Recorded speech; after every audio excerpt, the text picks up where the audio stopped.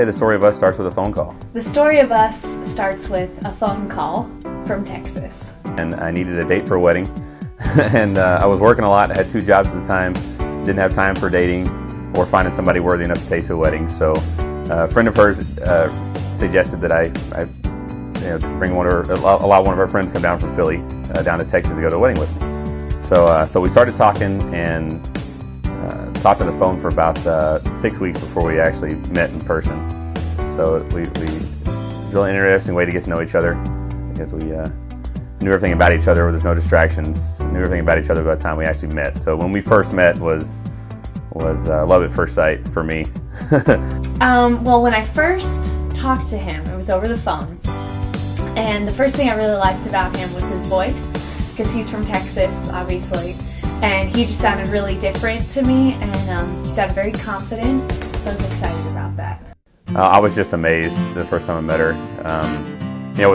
Nowadays with Facebook and email and internet, I'd seen plenty of pictures of her. Knew everything about her through the phone calls, but when I first saw her, that was it for me. I was absolutely amazed. Our first date was pretty unusual because we had just spoken with each other for about 6 weeks on the phone, and we'd seen photos of each other, but we'd never seen each other in person. So actually seeing each other in person for the first time was really cool. It was at a rehearsal dinner for one of our friends, and everyone thought we'd been dating for a really long time.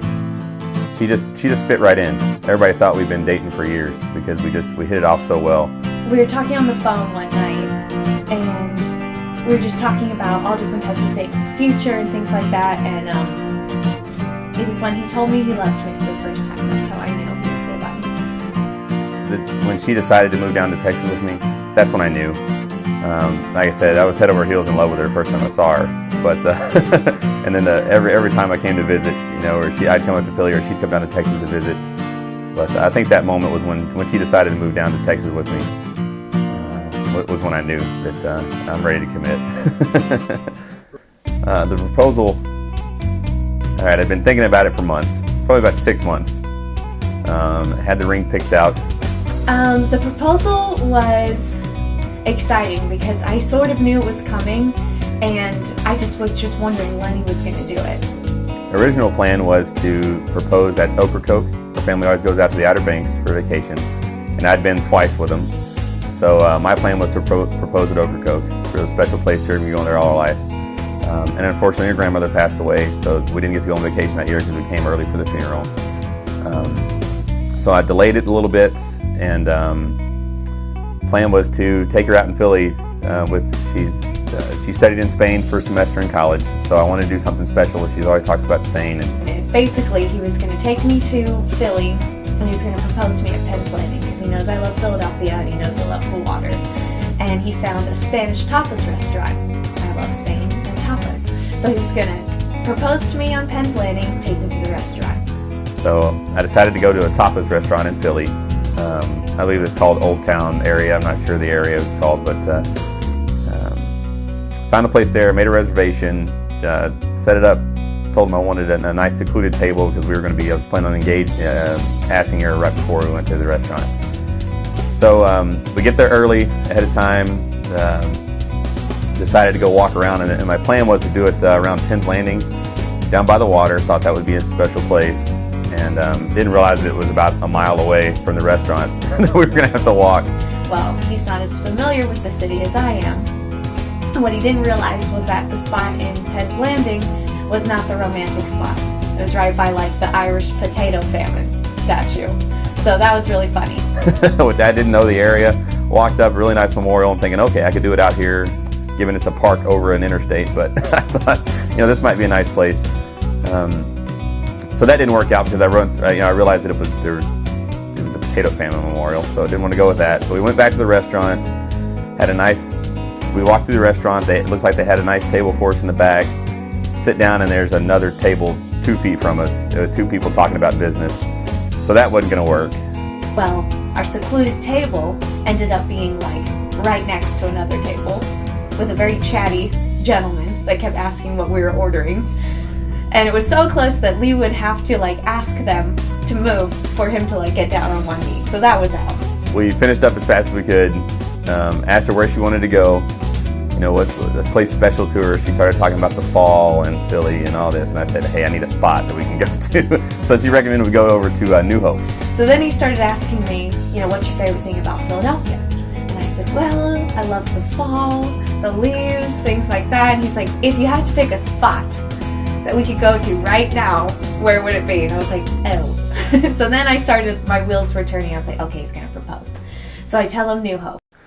And so we went over to New Hope by the water there, found a nice restaurant, really nice inside, empty, so it had a nice secluded table. Well, there's some people yelling about a sports game on TV at the bar area, so that didn't work.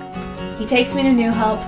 He tries to propose to me at this little boat-themed nautical restaurant, which is great because I love boats and sailboats. Went outside. I thought outside on the deck would be nice over the river. Well, it turns out there was a TV out there, and it was like, you know, beer umbrellas over the aluminum tables, so that wasn't going to work. But that didn't work out well because there were all these flies and gnats and like metal tables on the outside porch where he's going to propose. Went outside to a little place where they feed the ducks right on the river, which was pretty nice. Thought that would be great. Turns out there was about 6 people down there when we first walked up. 4 people left. The remaining 2 were arguing. Sounded like they were breaking up.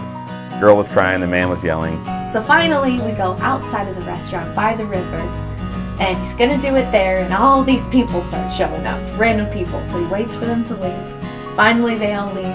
There's one couple left that's like crying and breaking up. And he's like, I really want to ask them to leave. And I was like, do it. Just ask them to leave. But he doesn't. So that didn't work, but finally walked back up the path a little bit and found a bench under a street lamp at night. Pretty nice, little romantic spot. He finally takes me over to this little bench by this little light post, and he gets down on one knee, proposes. We have our little moment of crying. Finally got a moment alone, which is all I've been looking for all day. And for about 4 or 5 minutes, we did have a moment alone. Neither one of us really remember what I said. I do remember she said yes before I even opened the box, so that was nice. And then finally, like in the shadows, perfect theme for the whole evening, we see this guy smoking a cigarette, and he's like, oh my God, did you just propose? No sooner had I proposed, we hugged, kissed, all that good stuff, wiping away tears, and some guy yelled out of the shadows, you know, asking if I just proposed, and I said, yes, sir, I did, and, you know, you're the first one to know, so. But then thank God for that guy, because he ran inside and told the restaurant that we were just in, and got a champagne, and we sat in there and had champagne on the house, and that was really nice. I always mess with her, calling her Pauline all the time, you know, because she's little, but she is so determined. I love that about her. Like she refuses to let anything hold her down. And she does that with work. She does that with us. She does that when we're out having fun. It doesn't matter. She's always moving forward. Always ready for the next challenge. I love that she turns that off sometimes at home. Of course, with my job, I'm usually in charge to tell people what to do. So I love that she turns that off and lets me think I'm in charge sometimes.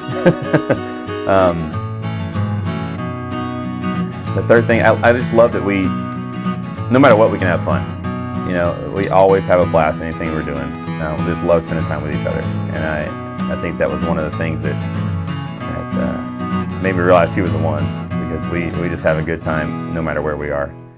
If I had to pick, I like that he takes care of me, but he knows that I don't need to be taken care of, because I am very independent, but he does a great balance of that, you know, giving me my independence, but also letting me know he'll always be there for me. We love cooking with each other, so it's like, I feel like I'm just hanging out with my best friend sometimes, which is great.